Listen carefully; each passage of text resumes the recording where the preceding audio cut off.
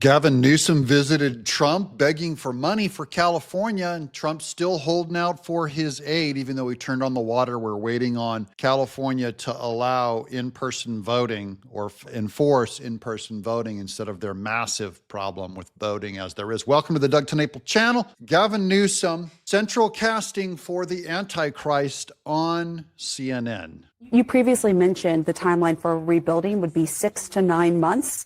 Is that going to happen? And should people rebuild in some parts of California, given how high the fire risk is? Yeah, you can't rebuild the same. So we have to rebuild with science. We have to build with climate reality in mind. We have to look at infrastructure, redundancy, systems, ingress, egress as it relates to emergency. Oh, he's doing the stupid hand signs again. We have to rebuild with science, egress, entrance, egress. And you can't rebuild the same, guys. We warned you. California is not coming back the way it was. He will not allow it. Management and planning, materials, all of that is being reviewed and reconsidered, and with the latest iterations in terms of understanding and technology. And I say technology in the context of how, again, we build the infrastructure to keep it safe, to address undergrounding of lines, how we address the larger issues of redundancy in terms of systems. But the more he has nothing to say, the more hand signals he does. What a snow job. This guy's been doing, we're going to expose him for the light rail too. Trump brings that up, which I believe Doge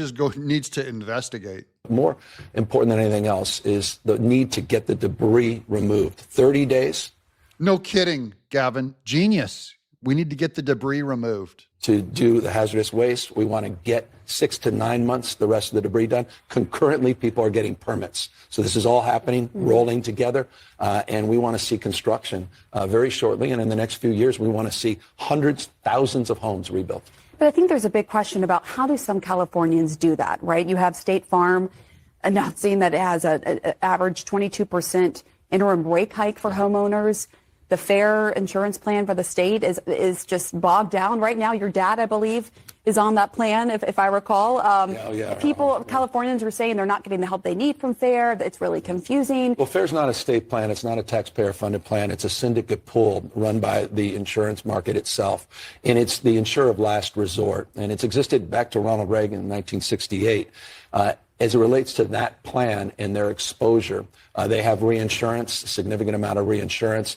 We feel strongly at this moment, and again, this changes in real time, that the plan will be able to absorb the losses ultimately. Now, as it relates to the larger issue of the insurance market, not unique to California by any stretch of the imagination, what's happening with insurance, and this is the reality, the new reality of extremes, extreme heat, extreme drought. No. Not the environment. It's been that way. California is 2/3 of it are a desert. It's half desert. Extreme drought, extreme heat has been there since the beginning. And Gavin Newsom is trying to hide behind that. He will not address that California needs tort reform. Lawsuits in California are why insurance companies do not want to do business there and raise their rates. It is hostile to business. Their legal structure is hostile to business. Their laws, their juries, their judges are anti-business. And until they do tort reform, that's how I always got off every jury duty in California. They'd try and put me on a jury. I would say, oh, I volunteered for tort reform, and I used to give money to help stop tort reform. Man, they would get rid of me off a jury so quick. You have droughts and rain bombs. You have flooding at the same time you're dealing with droughts, all happening concurrently. There's a new reality. You have rain and droughts at the same time. Thanks, Gavin. Rain bombs and droughts. So that when it rains, you're in trouble. Climate change. When there's drought, you're in trouble. Climate change. The world we're living in. And if you're not believing science, you have to believe your own eyes, your own lived experience. And the reality is... Science is data. And now he goes, believe your lived experience. That's a DEI claim. He needs to make up his mind. Is it science or your lived experience? My experience is that everything he has said about the climate is a lie. That's my experience. So do you care about my lived experience? The insurance market understands it better than anyone else. The market and Mother Nature's are going to have to change the way we live. And call out to Mother Nature because he is a pagan environmentalist. Mother Gaia. Do business in the context of how we plan, how we do land use, zoning into the future along the lines of your question. We have to wake up to this reality. We cannot be in denial about what's going on with Mother Nature, again, around the globe, not just in the state of California. Just to sort of pin you around the globe, it's just as bad as California because Mother Nature is everywhere. down, what does that mean for the rebuilding in some of these high-risk areas? To more sophisticated design and planning. Remember, Altadena, many of those homes were done in the 20s and 30s and 40s for a world that no longer exists from a climate perspective. And so the climate has not changed since the 20s, 30s, and 40s. One thing that has changed is they don't remove the fuel now around the trees. To absorb a deeper understanding as you rebuild it presents itself anew in a profound and we hope impactful way. So I'm concerned about it, but I'm not concerned about our resourcefulness to address it with the most modern standards anywhere in the world. By the way, California leads the nation already in building to high standards. Look at that fire back there. Hell of a job you're doing. How are your standards working out in Palisades, where there were more money in the Pacific Palisades per capita than any other place in the United States? How did that work out? Zoning standards, our ability now to take it to the next level, to be a model for the rest of the country, presents itself. This guy's a moron. California, I feel bad for you because this guy is not going to help you. Now, here's Mr. Hilton going before Congress. This was posted by Jim Jordan. Watch this. Thank you, Mr. Chairman. Mr. Hilton, you said in your testimony the speed, scale, and destructiveness of the fires was the direct result of Democrat policies. I want to know why. I mean, I assume those policies are like why they stopped logging in California, why they stopped clearing controlled burns and other things that's been mentioned by all the experts and some of our colleagues. Why would they stop those things if they were working? The answer is that, as we were discussing earlier, there's an ideology in play which is extreme, and it avoids the kind of common sense action that had been taken for years.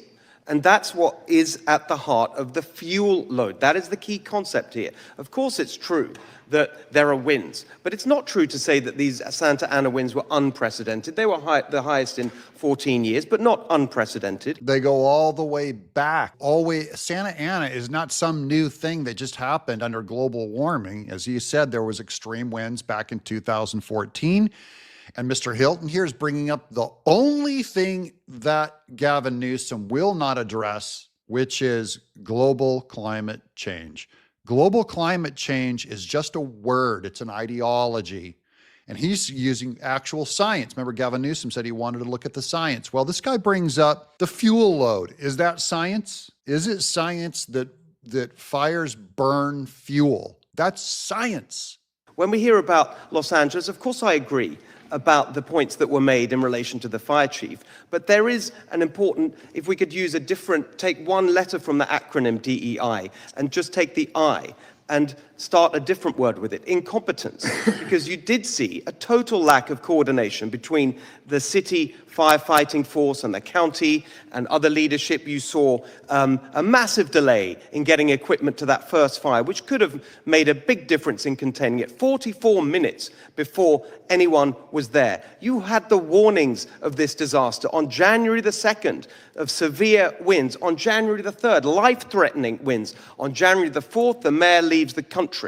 You saw a total unprecedented set of incompetent responses in preparation. Now, that's something that Gavin Newsom cannot admit, is that it is incompetent leadership. So he'll blame everything, but his answer is just, hey, nature exists. What can we do about nature? The policy failures, we've outlined them. The brush clearance was stopped, and so the fuel load was higher, and that meant that this conflagration spread so much quicker than it need have been. A point that Mr. Nadler made about the reservoir, we need to address this. He talked about a small reservoir. No, it was 117 million gallons. It was built in the 1960s precisely for the purposes of dealing with wildfires. That's why it was built. It was offline for 1 year. Why was it offline for a year? Because it was in action to comply with federal regulation about the covers, a small tear in the cover, and they empty the reservoir for a year. These are serious points. I hear all the time. They could have kept it full, but to comply with the Biden administration, they kept it empty. We mustn't politicize, mustn't make it political. I agree with that, but it is about policy.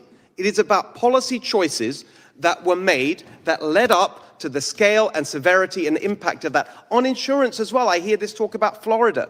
No, it's a different reason we had a crisis in Florida with insurance. It's about scam, frivolous lawsuits, which has been addressed by the governor. In California, one of the reasons that insurance costs are so high is because it costs 4 or 5 times as much to build the exact same floor plan for a building in California as it does in neighboring states. Why? Because of the building codes, because of the CEQA legislation. Exactly as my colleague was saying, we need to end the private right of action under CEQA. That would make a huge difference. You can help with that. We are all here to stop this kind of thing happening again. And there are practical, common sense things we can do, which all of us have laid out.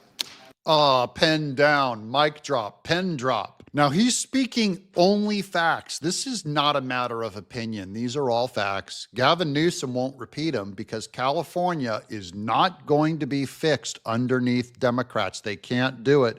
Now here's Gavin Newsom on his visit to California. Gavin Newsom had a meeting with President Trump on Wednesday to discuss disaster relief for California. Unless the meeting results in Newsom resigning, it was a complete waste of time.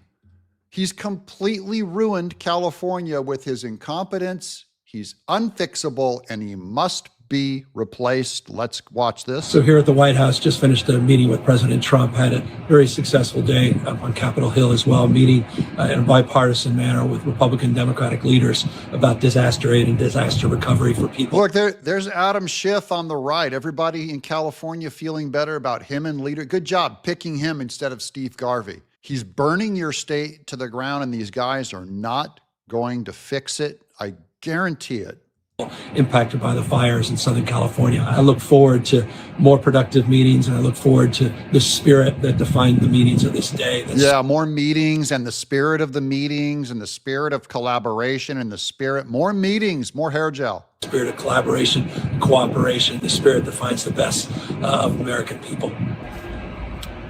What a load of garbage, you poor Californians, my people. Now here's Trump. They're going to look into Gavin Newsom and his light rail, where they raised so much money back in 2010. And all my California friends are going, we're going to get light rail. We're going to get a lightning speed rail train that goes from LA up to San Francisco that nobody wanted. All they have are a few pylons built. It's the most expensive disaster. It's in the hole. They can't finish it. No one wants it. No one can use it. And Gavin Newsom has lost all of the money. One of the things I want to investigate rapidly, because I've never seen anything to this extent, the train that's being built between Los Angeles and San Francisco is the worst managed project I think I've ever seen, and I've seen some of the worst. All of it managed under Gavin Newsom. Billions and billions, hundreds of billions of dollars over budget. In fact, I read where you could take every single person that was going to go on the train and get the finest limousine service in the world and take them back and forth with limousines, and you'd have hundreds of billions of dollars left over. It is the worst thing, and we're going to start an investigation of that because it's not possible. I built for a living, and I built on time, on budget. It's impossible that something could cost that much. And now it's not even going to San Francisco, and it's not going to Los Angeles.